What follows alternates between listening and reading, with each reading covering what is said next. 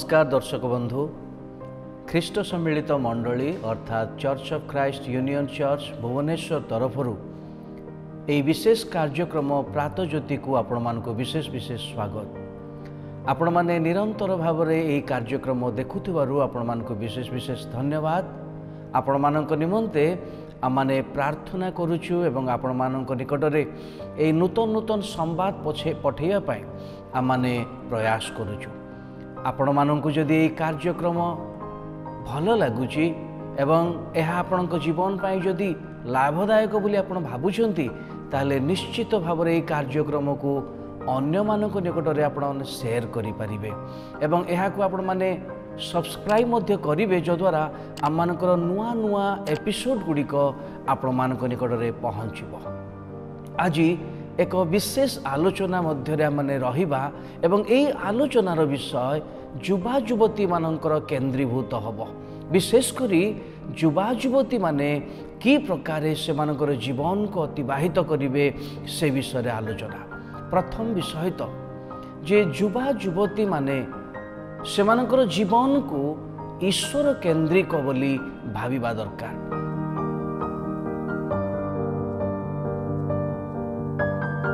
मनुष्यर बयस सीमा ताहा सीमित एवं ताहा भिन्न भिन्न भाव में विभक्त करा जाइछि।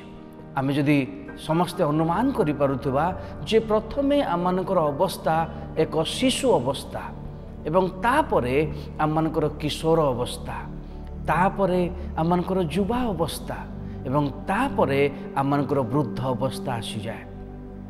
मनुष्य जीवन रे भिन्न भिन्न प्रकार अवस्था थिले भी ए युवा अवस्था एक गुरुत्वपूर्ण अवस्था मनुष्य जीवन रे।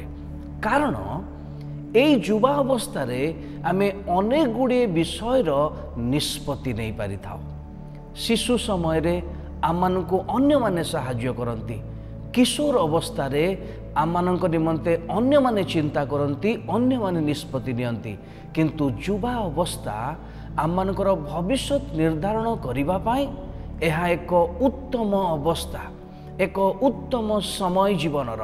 तेणु यही समय रे आमे भिन्न भिन्न विषय निमंते निष्पत्ति नहीं थाओ।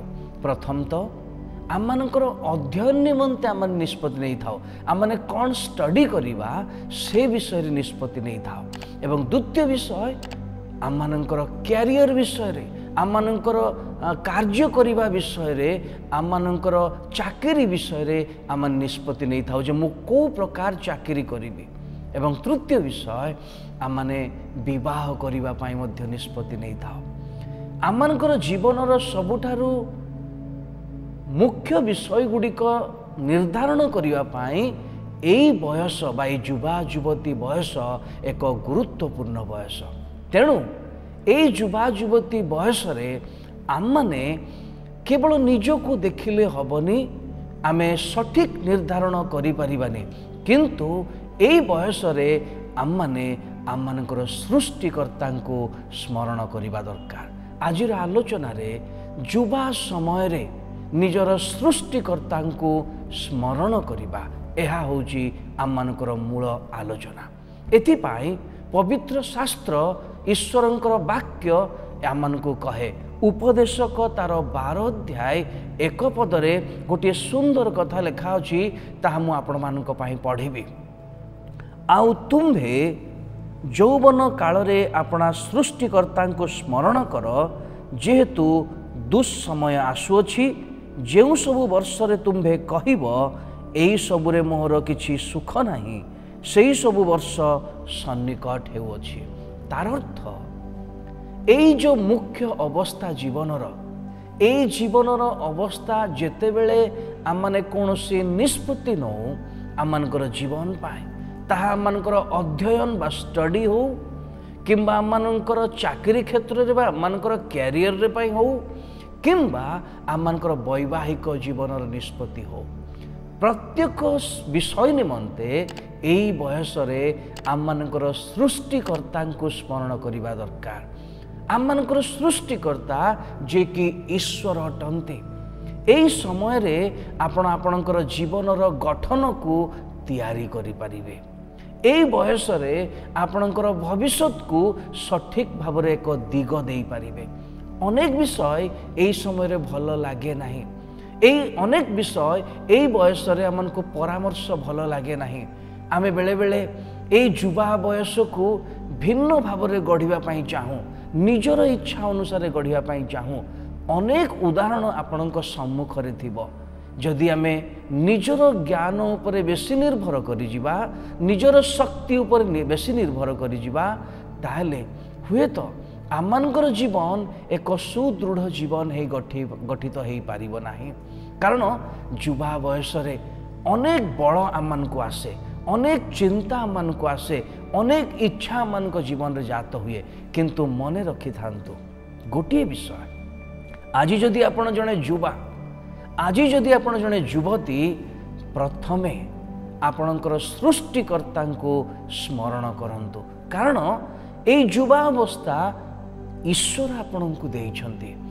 এই ଯୁବା ଅବସ୍ଥାରେ ଆପଣ ଆପଣଙ୍କର ସବୁ ବିଷୟକୁ ଗଠନ କରିପାରିବେ, ଗୋଟେ ସେପ୍ ଦେଇପାରିବେ ଆପଣଙ୍କର ଜୀବନ ଯାତ୍ରାକୁ। ଆପଣଙ୍କର ବୃଦ୍ଧାବସ୍ଥା କେମିତି ହେବ ତାହା ଆପଣ এই ଯୁବା ଅବସ୍ଥାରେ ନିର୍ଣ୍ଣୟ ନେଇପାରିବେ।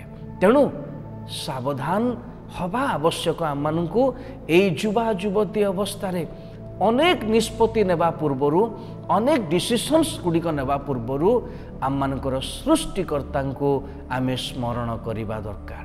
କାରଣ ଆମମାନଙ୍କ ଜୀବନ ନିମନ୍ତେ ତାଙ୍କର ଏକ ଉଦ୍ଦେଶ୍ୟ ଏବଂ ତାଙ୍କର ଯୋଜନା ଅଛି। ଅନେକ ସମୟରେ ଲାଗେ ଯେ ମୁଁ ଯେମିତି ଇଚ୍ଛା କରିବି ମୋର ଜୀବନକୁ ମୁଁ ଉପଭୋଗ କରିବି। ଅନେକ ସମୟରେ ଗୋଟିଏ କଥା ଆସେ ଯେ ଯୌବନକୁ ଉପଭୋଗ କର, କିନ୍ତୁ ଯୌବନକୁ କି ପ୍ରକାର ଉପଭୋଗ କରିବା ଯଦି ସୃଷ୍ଟିକର୍ତ୍ତାଙ୍କୁ ସ୍ମରଣ କରିବେ, ସେ ଆପଣଙ୍କୁ ନିୟନ୍ତ୍ରଣ କରିବେ ଆପଣଙ୍କର ଯୌବନ ଅବସ୍ଥାକୁ ଗଠନ କରିବା ପାଇଁ। କାରଣ ଆପଣଙ୍କର ଯୌବନ ଅବସ୍ଥାକୁ, ଆପଣଙ୍କର ଜୀବନକୁ ଗଠନ କରିବା ପାଇଁ ଆପଣ ହେଉଛନ୍ତି ସେହି ପ୍ରଥମ ବ୍ୟକ୍ତି ଯିଏକି ଏକ ସୁନ୍ଦର ସେପ୍ ଦେଇପାରିବେ, ଏକ ସୁନ୍ଦର ଗଠନ କରିପାରିବେ। ସେଥିପାଇଁ ଆପଣମାନେ ସେଇ ସୃଷ୍ଟିକର୍ତ୍ତାଙ୍କୁ ସ୍ମରଣ କରିବା ପାଇଁ ବିଳମ୍ବ କରନ୍ତୁ ନାହିଁ। କାରଣ ତାଙ୍କର ଅନୁପସ୍ଥିତିରେ ଗଠନ ହୋଇଥିବା ପରବର୍ତ୍ତୀ ଜୀବନରେ ଆପଣ ଅନୁତାପ ନ କରନ୍ତୁ। ଏଇଥିପାଇଁ ଆଜି ହିଁ ଆପଣଙ୍କ ପାଖରେ ସମୟ ଅଛି। ସମୟ କାହାକୁ ଅପେକ୍ଷା କରେ ନାହିଁ। ଠିକ୍ ସେଇ ପ୍ରକାର ଯୁବା ଅବସ୍ଥା ମଧ୍ୟ ଅପେକ୍ଷା କରେ ନାହିଁ। ଗୋଟିଏ ଦିନ ଯଦି ସରିଯାଉଛି ତାହେଲେ ଆପଣଙ୍କର ଜୀବନର ଗୋଟିଏ ଦିନ ଉଣା ହେଉଛି। ଗୋଟିଏ ଯୁବା ଅବସ୍ଥାର ଗୋଟିଏ ଦିନ ଉଣା ହେଇଯାଉଛି।